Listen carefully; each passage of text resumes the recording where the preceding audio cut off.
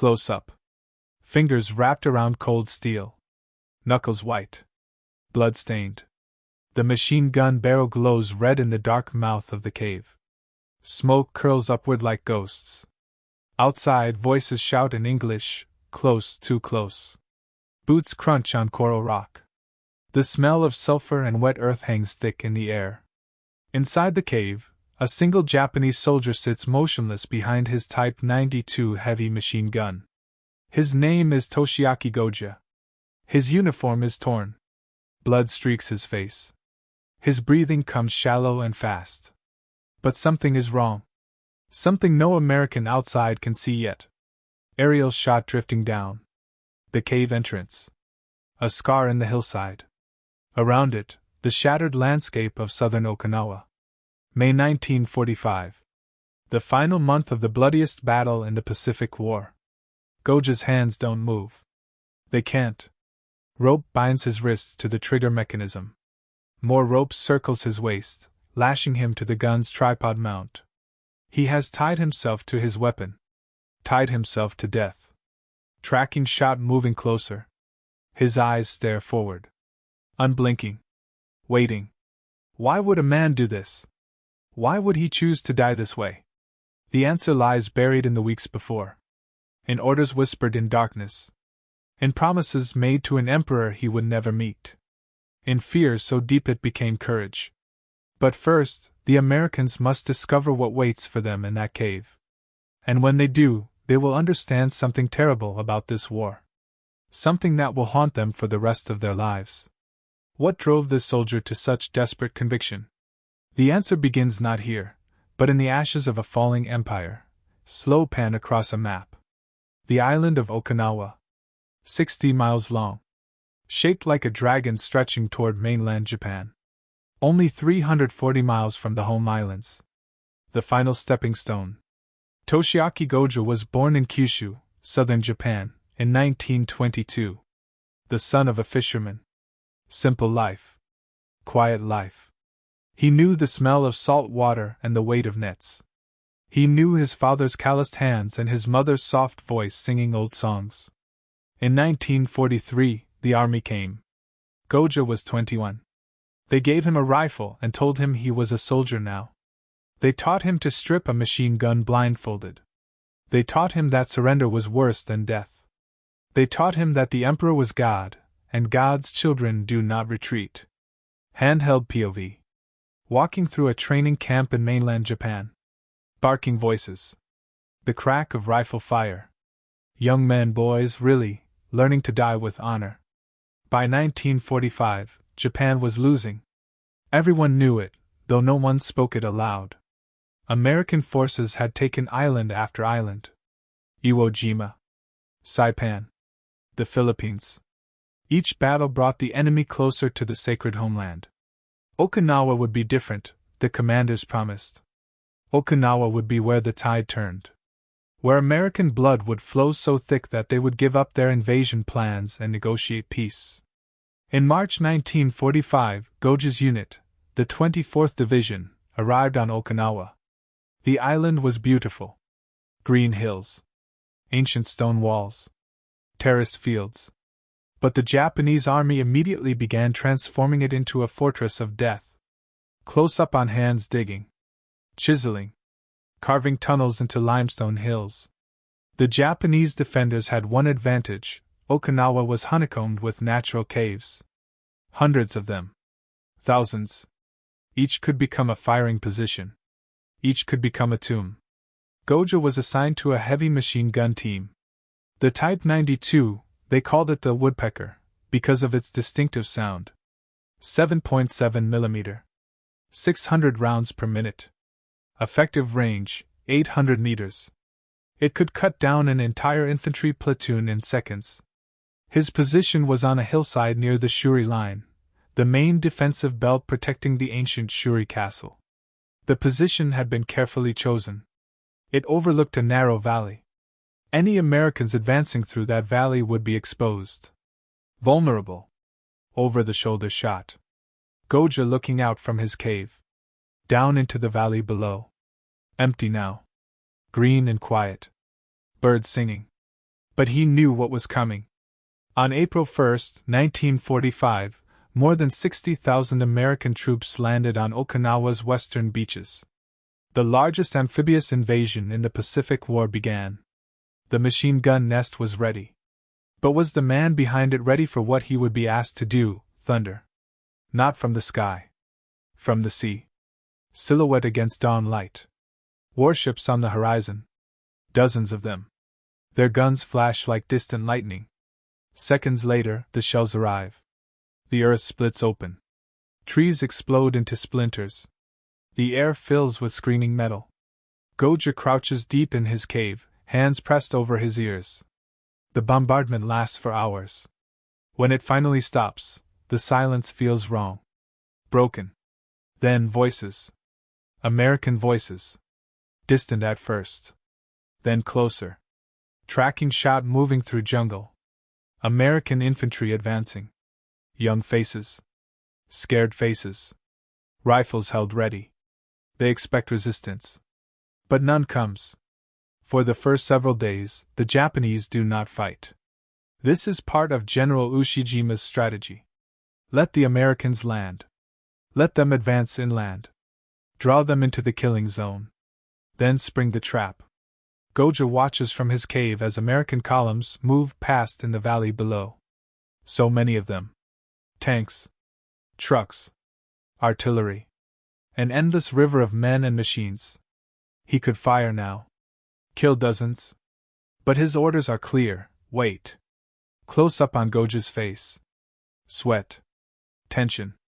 His finger rests near the trigger. Not touching. Waiting.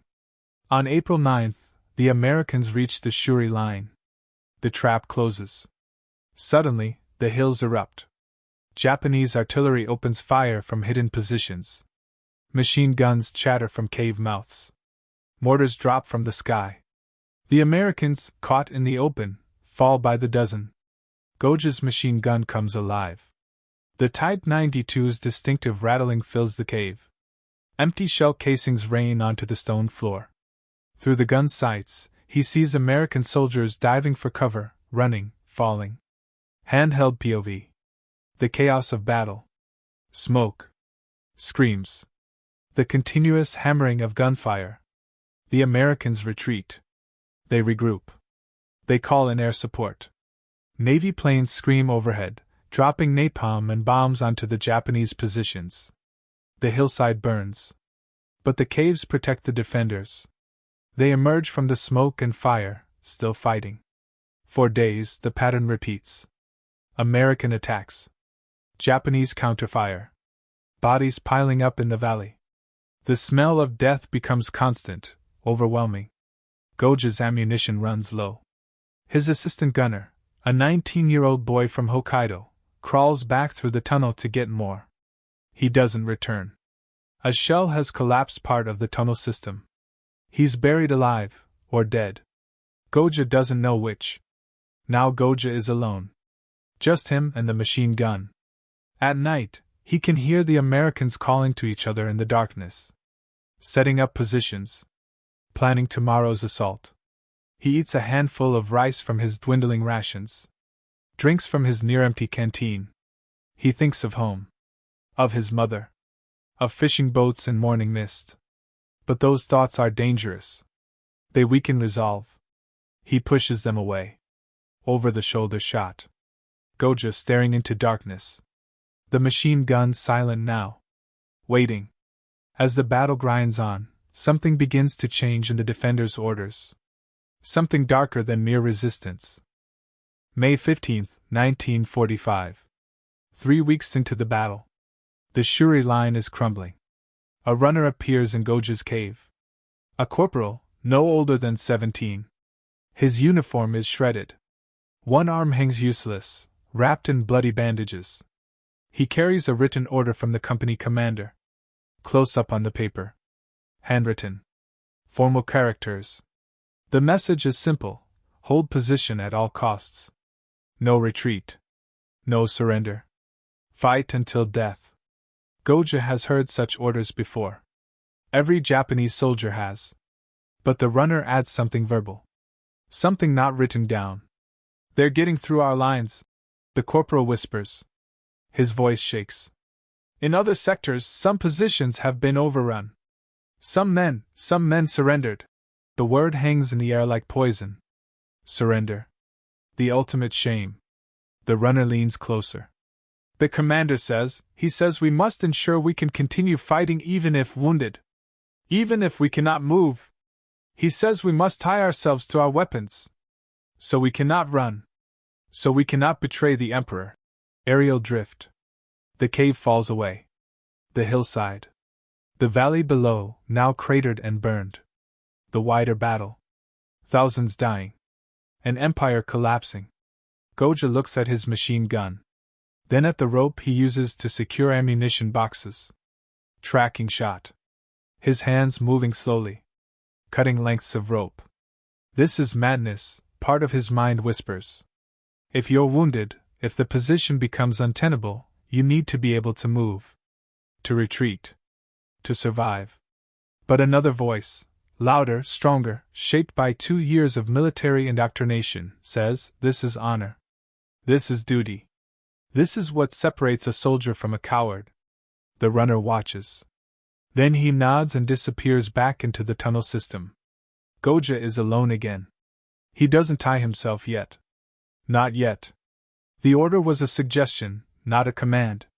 Wasn't it? But over the following days, the situation deteriorates. American forces punch through the Shuri line in multiple places.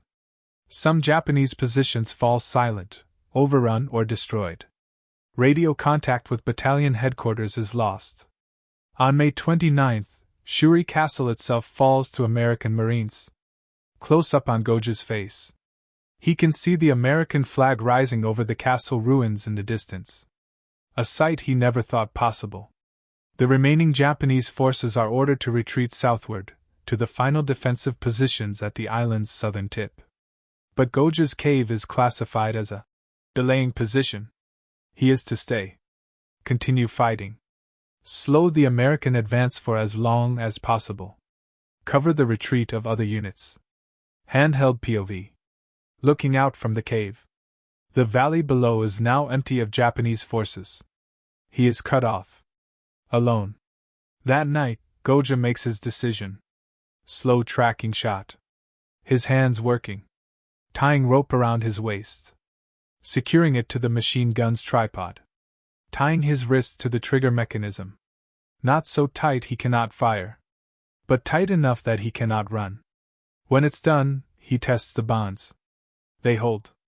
He is trapped now. Voluntarily. Irrevocably. He loads a fresh ammunition belt. 600 rounds. Maybe an hour of continuous fire. Maybe his last hour. The choice is made. But the price of that choice will be paid not by Goja alone, but by the Americans who must face what he has become. June 2nd, 1945. Morning. Fog rolls through the valley.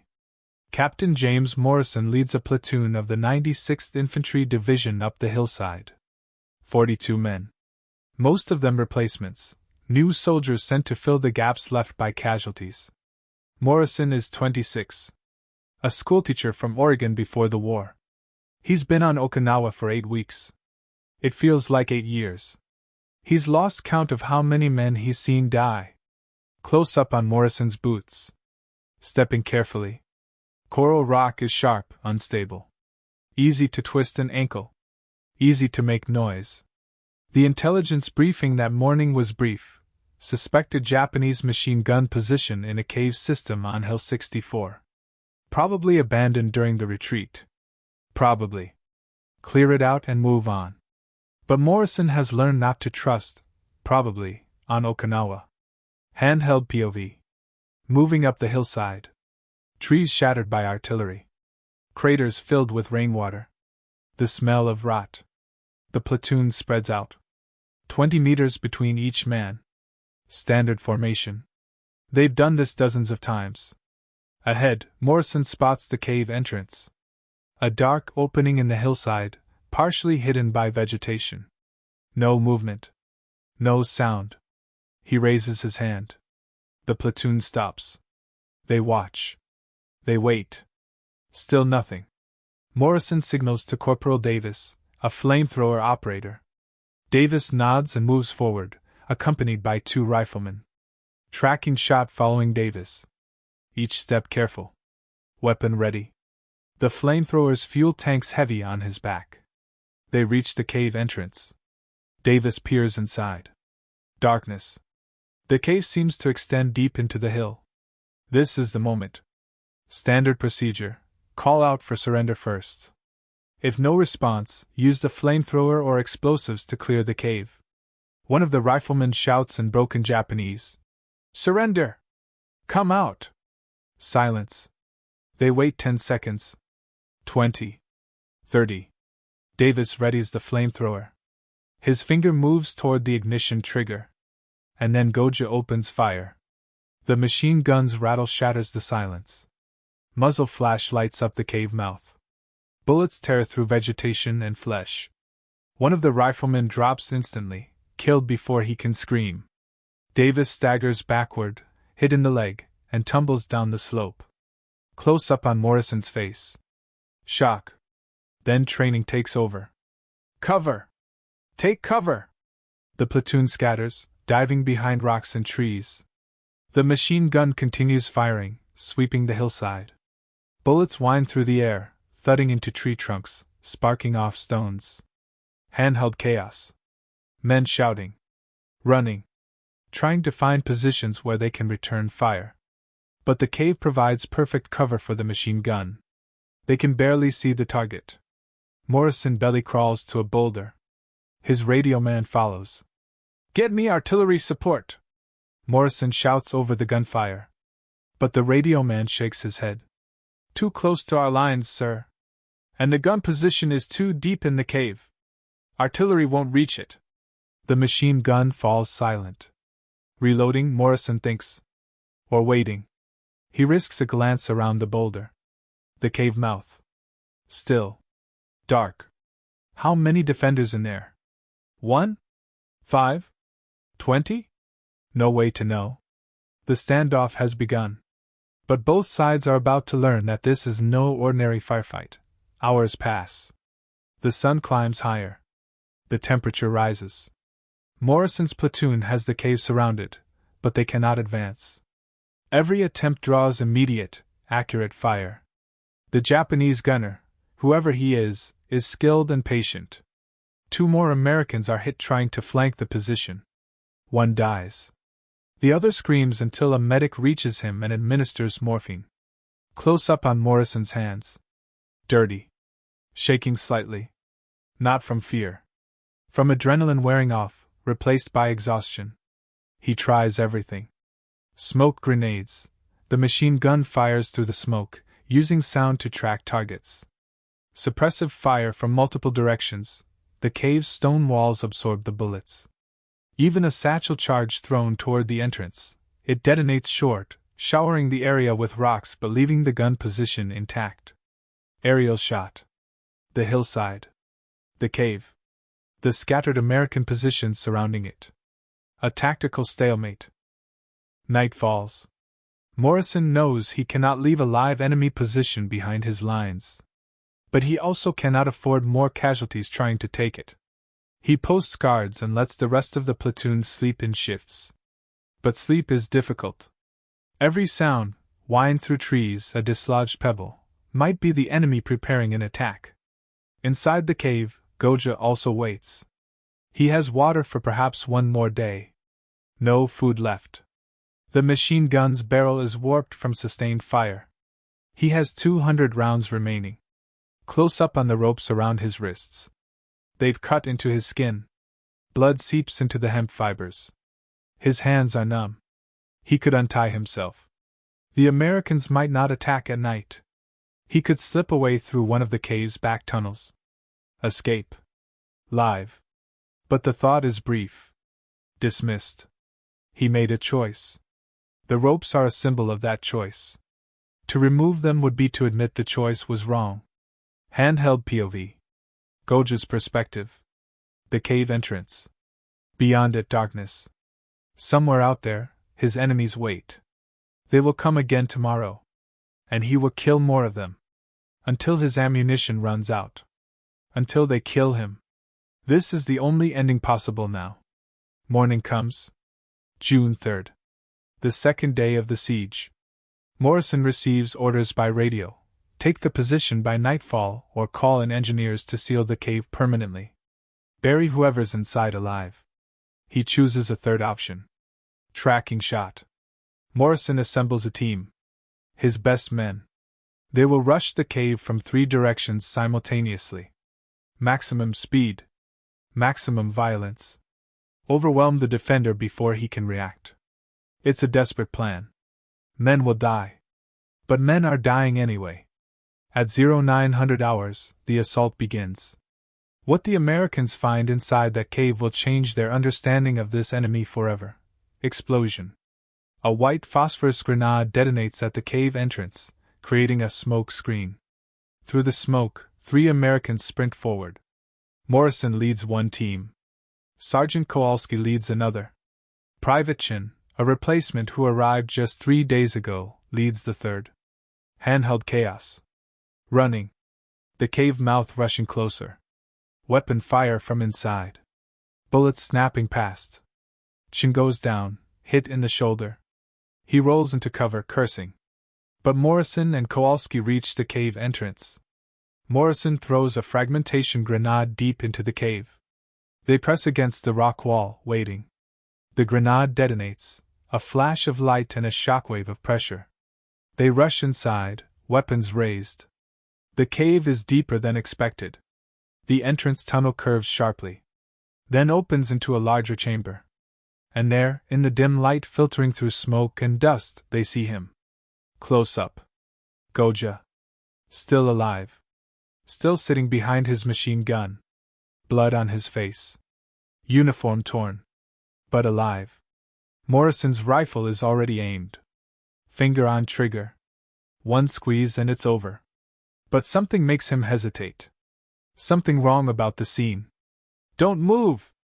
Morrison shouts. His voice echoes in the stone chamber. Goja's hands are on the machine gun. But they're not moving. Not aiming. Just there. Kowalski moves to the side, weapon trained on the Japanese soldier. Sir, something's off. Why isn't he firing? Morrison edges closer. His eyes adjust to the dimness. And then he sees it. The ropes. Around the soldier's waist. Around his wrists. Binding him to the weapon. Tracking shot. Morrison's face. Understanding dawning. Horror. Jesus Christ! Kowalski whispers.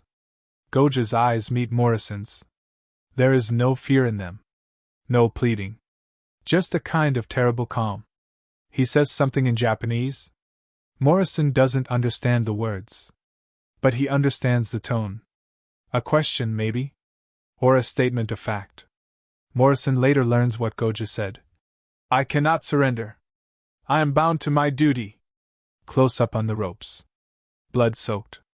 Tied with precision. This was not done to him. He did this to himself. More Americans enter the cave. They stop. Stare. The same realization spreading through them. He tied himself to the gun. Someone says. He tied himself so he couldn't run.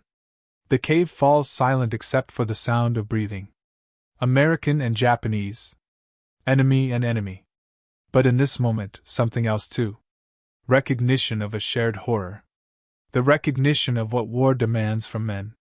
This is the truth they came for. But not the truth they wanted to find. The machine gun has jammed. That's why Goja stopped firing. A round misfired and the bolt locked. He tried to clear it. Failed.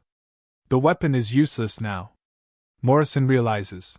Goja has been sitting here, bound to a broken gun, waiting for Americans to kill him. Unable to fight. Unable to flee. Just waiting for death. Cut him loose, Morrison orders. Kowalski pulls out a knife and approaches carefully. Goja doesn't resist. Doesn't move. As the ropes fall away, his hands remain on the gun. Muscle memory. Or perhaps because they've been in that position so long they cannot move. They pull him away from the weapon. He collapses. His legs cannot support him. Days of sitting in one position. Dehydration. Wounds. A medic examines him. Shrapnel wounds. Malnutrition. Infected cuts on his wrists from the ropes. But alive. Salvageable. Prisoner of war, Morrison says. The words feel strange. On Okinawa, Japanese prisoners are rare. Most fight until killed. Or kill themselves rather than surrender. But Goja did not surrender. He was simply defeated. Rendered incapable of further resistance by mechanical failure rather than loss of will. Close up on Goja's face. Eyes closed now. Breathing shallow. Consciousness fading. The Americans carry him out of the cave. Into sunlight. The rest of the platoon stares. They've heard what was inside. They want to see the man who tied himself to his machine gun. Some look at him with hatred. He killed their friends. Others with something like pity. Or respect. Or confusion about what respect means in this context. Morrison looks back at the cave. At the machine gun still sitting there, barrel warped, mechanism jammed, ropes hanging from the tripod like shed skin. Tracking shot. The gun. The empty ammunition boxes scattered around it. The shell casings carpeting the stone floor. Evidence of a last stand. Later, engineers arrive to seal the cave. They place explosives and detonate them. The cave mouth collapses. The gun is buried forever. But the story has already begun to spread through the division. Did you hear about the Jap who tied himself to his gun? Yeah. Can you imagine? Tying yourself so you can't retreat? That's fanaticism. That's dedication. That's insanity. All three are true. None are sufficient to explain what Morrison saw in Goja's eyes in that cave. The terrible calmness of a man who has made peace with his own death and then been denied it. But Goja's war is not over. And neither is the battle that continues to rage around him. Goja is transported to a field hospital. Then to a prisoner of war camp on a nearby island. He survives his wounds. He will survive the war. In the camp, American interrogators question him. Why did you tie yourself to the gun? Were you ordered to? Did someone force you?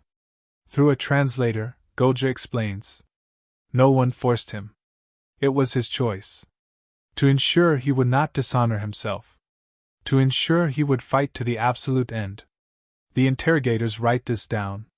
They share it with psychologists studying Japanese military culture. Trying to understand the enemy they're fighting. Trying to predict what will happen if they invade the Japanese mainland. If soldiers are tying themselves to weapons on Okinawa, what will they do defending their home islands? These reports reach high command. They become part of the calculus that leads to a terrible decision 2 months later. The decision to drop atomic bombs on Hiroshima and Nagasaki rather than invade. Aerial drift. The bigger picture. One soldier's choice rippling outward. Influencing history in ways he could never imagine. But this is speculation. What is certain, the Battle of Okinawa ends on June 22, 1945. More than 100,000 Japanese soldiers and Okinawan conscripts dead. Nearly 13,000 American troops killed. More than 100,000 Okinawan civilians dead. The bloodiest battle of the Pacific War. Close up on Morrison, weeks later, writing a letter home. His hand pauses over the paper. How does he describe what he saw? How does he explain the man tied to the gun? He writes, "We found a Japanese soldier who had bound himself to his machine gun. Not because he was ordered to. Because he chose to. I don't understand that kind of devotion. I don't want to. But I can't stop thinking about it." Tracking shot. Other veterans. Different wars. Different decades. They carry similar memories. Enemies who should have surrendered but didn't. Fighters who chose death over defeat for reasons that make no logical sense but perfect emotional sense to them. War creates these moments. These choices. These men. What became of Goja after the war? The answer reveals the final, unexpected truth, August 15, 1945. Japan surrenders. The war ends. Goja is released from the POW camp in 1946.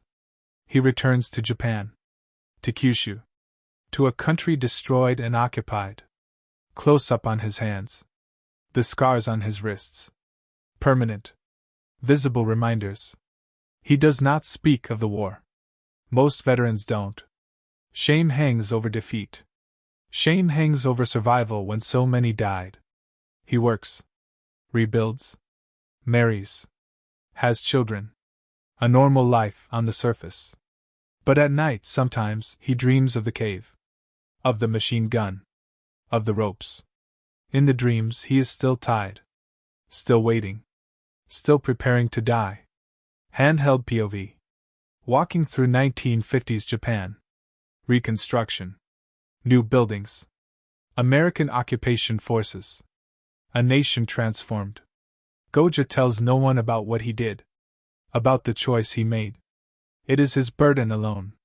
But in 1965, 20 years after the battle, an American historian researching Okinawa contacts him.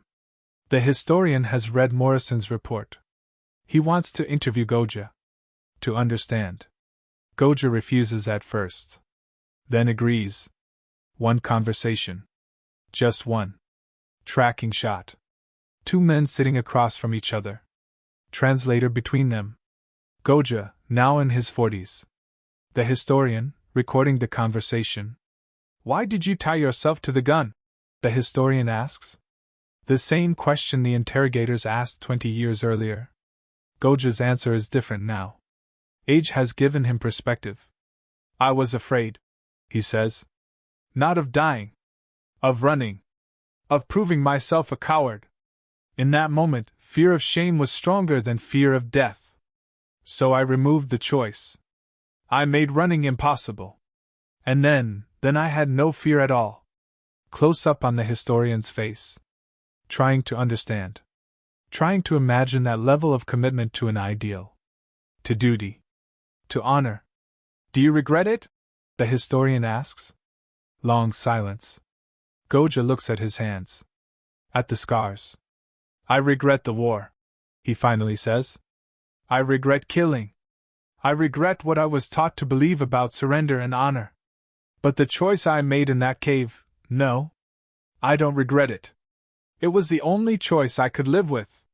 Or die with. Over the shoulder shot. The historian. Realizing he will never fully understand. But respecting the honesty. But there is one final chapter to this story. One final meeting that brings everything full circle. 30 years after the battle. Morrison, now retired from teaching, returns to Okinawa as a tourist. The island has been transformed. Hotels. Highways. The scars of war mostly hidden. But not erased. He visits Hill 64. The site of the cave. Monuments now mark the battlefield. Plaques listing the units that fought here. The casualties. Morrison stands at the collapsed cave entrance. Sealed since 1945. The machine gun still buried inside. A Japanese man approaches. Older. Walking with a slight limp. He says something in Japanese. Morrison doesn't understand. But the man's next words are in broken English. You. American soldier? Here 1945? Morrison turns. Looks at the man. Something familiar in the face. Older, of course. But, were you a soldier too? Morrison asks. The man nods. He pulls up his sleeve. Shows his wrist. Deep scars, long healed. Machine gun, he says. Cave. Close up on Morrison's face. Recognition. Disbelief.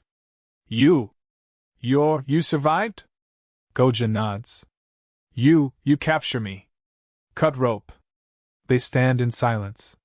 Two old men. Former enemies. Both survivors of the same terrible day. Tracking shot. Circling them. The battlefield now peaceful. Grass growing. Birds singing. No evidence of the violence that occurred here. I've thought about you, Morrison says. About what you did. Tying yourself to that gun. I never understood it. Goja considers. Did you ever face choice? Fight or run? Morrison nods. Every battle. And you fight. Why? Morrison thinks. For my men. For my mission. Because running felt worse than staying. Goja smiles slightly. Then you understand. And Morrison realizes, he does. Different cultures, different ideologies, different wars. But the fundamental choice is the same. The fundamental fear. The fundamental courage. They talk for an hour. Sharing memories. Not as enemies. As men who survived the same hell and came out the other side. Before they part, Goja says, "Thank you? For cutting ropes. For not killing me when you could." Morrison shakes his head. I think by the time we found you, you'd already beaten yourself. The gun jammed? You couldn't fight anymore. You were just waiting." "Yes," Goja says. "Waiting for end. But end was not death. Was different end. Release." They shake hands. It feels important. Necessary. A closing of something that has been open for 30 years. Aerial drift. Rising above the hillside. The two men. The battlefield. The island. The ocean beyond. And now, the final truth. The lesson that echoes beyond this war. Goja died in 1998, at age 76. Morrison died in 2003, at age 84. Both lived long lives after the war. Both carried memories they could never fully share with those who weren't there. Both understood something about human nature that peace can never teach. Close up on the collapsed cave entrance. Still sealed. The machine gun still inside. A tomb and a monument. What does this story mean? What can we take from the man who tied himself to his gun? Perhaps this, that courage and fanaticism are sometimes the same thing, viewed from different angles.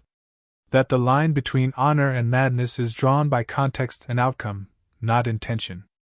Goja was not a hero. He killed American soldiers who were themselves serving their country. But he was not simply a fanatic either. He was a man trapped between impossible choices, who chose to eliminate choice itself. Tracking shot through a modern museum. Okinawa Peace Memorial. Displays showing the battle. Photos of soldiers, Japanese and American, young and old. Names carved into stone walls. Thousands of names. Among them, somewhere, are the names of the Americans killed by Goja's machine gun. And the names of Japanese soldiers who died in nearby caves. All of them casualties of the same war. The same madness. In a glass case, a Type 92 machine gun. Not Goja's, that one remains buried. But identical. 7.7 millimeter. The woodpecker. Silent now. A relic. Beside it, a length of rope. From another cave. Another soldier who made a similar choice. The museum placard explains the practice. Some Japanese defenders, fearing they might retreat in a moment of weakness, would bind themselves to their weapons, ensuring they fought to the death. How many did this? Dozens? Hundreds? No one knows for certain. Most died. Their choices known only to themselves. Goja was unique only in that he survived. Only in that his story was documented. Only in that two men, captor and captive, enemy and enemy, lived long enough to meet again and seek understanding.